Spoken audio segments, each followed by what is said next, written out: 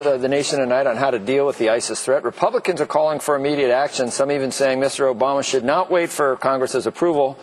Joining us now to talk about this, New York Congressman Peter King, also chairman of the House Homeland Security Committee. So I'm going to call you Mr. Chairman. You said a while ago that it's not just a threat in Iraq, it's a direct threat to the United States. But, it's September 10th, as you well know, Mr. Chairman. You are not of the opinion that it is an imminent threat at this point? Well, we have to assume that every threat is imminent. And believe me, I'm not saying there's anything out there that we know that's going to attack tomorrow. But there are a number of threat streams that are being followed, and they include ISIS, they include Al-Qaeda, they include Al-Qaeda in the Arabian Peninsula. So we always have to be on our guard. And ISIS could attack us at any time. They have thousands of foreign fighters who can enter the U.S. without having to get a visa. There's been a number of Americans who have gone to fight alongside these jihadists who can come back into this country under an American passport. So we do have to be on our guard, and especially with September 11th coming up. But I'm not trying to scare people by saying there was a particular threat, but I'm saying there's always threat streams being followed.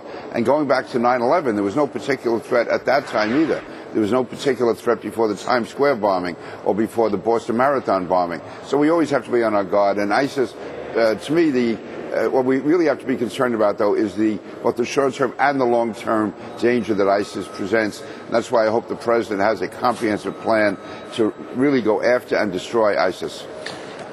There was a different world a year ago in Syria, and it seems like both sides wanted to both Congress and the president was kind of a hot potato about what to do there, and it kind of gave the president a way out to maybe seek congressional approval. I don't know whether Congress really wanted it either. This time it seems different, except maybe with the president's base. They may not want to do the airstrikes in Syria, but I think Republicans are saying, don't come to Congress. You got our authority on this. It's a rare case where they'd probably tell the president, if you do what you got to do, don't waste the time getting congressional approval. Is that fair?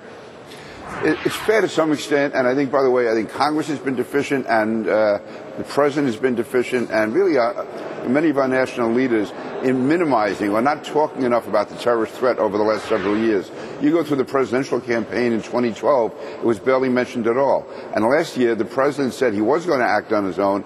Then the last minute he said he wanted to go to Congress, and Congress didn't want to get involved. Now, I was one of those in Congress who said I would vote for it, because I've known, and not that I'm any genius, believe me, on the Homeland Security Committee, on the Intelligence Committee, we've known for over a year the threat that ISIS is. The president knew that as well. And I think he had an obligation last year to tell the American people why he wanted to take action and not back away the way he did. By doing that, it undermined confidence in the region. It's going to make it harder to get allies. And now he has to condition the American people. And now, tragically enough, the beheadings of those two Americans probably has conditioned the American people to the need for action. But I hope the president tonight doesn't stress what he's not going to do. I just hope that he lays out a broad strategy, that he's going to use all military power to destroy ISIS, that we're going to work with allies in the region, that we are going to try to have a political solution on the ground, but not be saying what he's not going to do, because ISIS will be looking for that as a sign of weakness, and our allies in the Middle East are afraid that the U.S. may not be there for the long haul. Yep. Mr. Chairman, there's a lot of people that have skin in the game, a lot of criticism of the president. It goes back to whether, for example, he should have armed the Syrian rebels, the good guys initially, before ISIS got so powerful. That's one question. The Journal, Wall Street Journal, goes all the way to the point that says it's almost the Obama doctrine. Recall that Mr. Obama won the presidency by arguing that the U.S. had alienated the world and Muslims by recklessly using force abroad. We betrayed our values by interrogating terrorists too harshly. Our enemies hated us not because they hated our values or our influence, but because we had provoked them, and it was our own fault. Has it been an entire 5-6 years of flawed doctrine that got us in this point, or would it have happened anyway? Yeah, I think that's a large element of it. And again, the president, I think, came in with a mindset that if he somehow reached out to the Islamic world, if he did get our troops out of Iraq and Afghanistan, that there would be a reciprocity from the other side. Now, in fairness to the president, he has carried out drone attacks. He did kill bin Laden.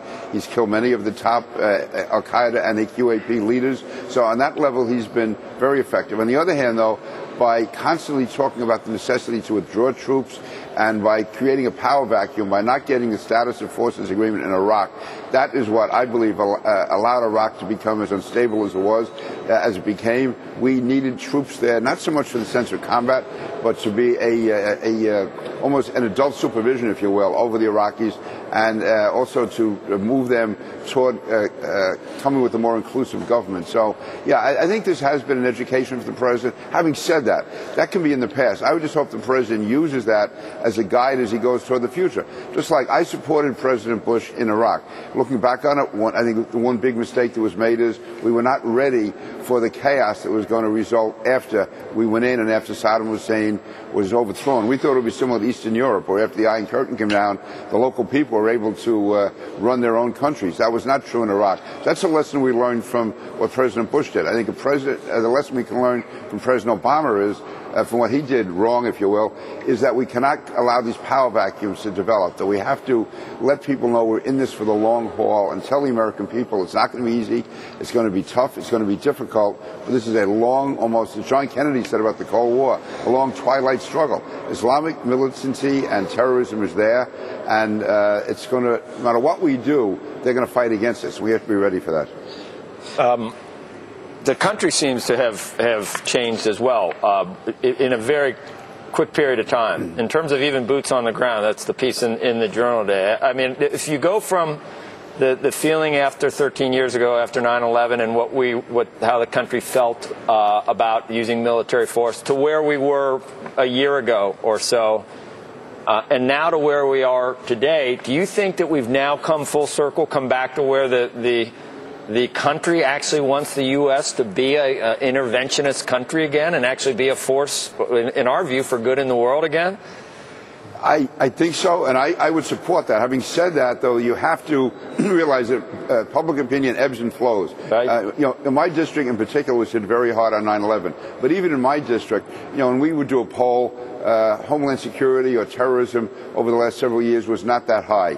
And yet, when there's something happened like the Times Square bombing or the Boston Marathon bombing, it skyrocketed. Because I think all these fears, I'm not a psychiatrist at all, but I think a lot of what happened on 9/11 has been sort of sublimated. It's in the recesses of people's minds. But once an attack comes, or possibility of an attack, it really rises up again. I think that's what we're seeing now. I think those beheadings, they were tragic enough, but it also brought back the memories of 9/11.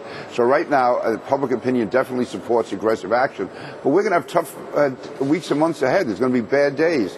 And that's when it's up to the president as commander-in-chief to provide leadership to keep the American people focused and to let them know this is not going to be easy, this is not going to be quick.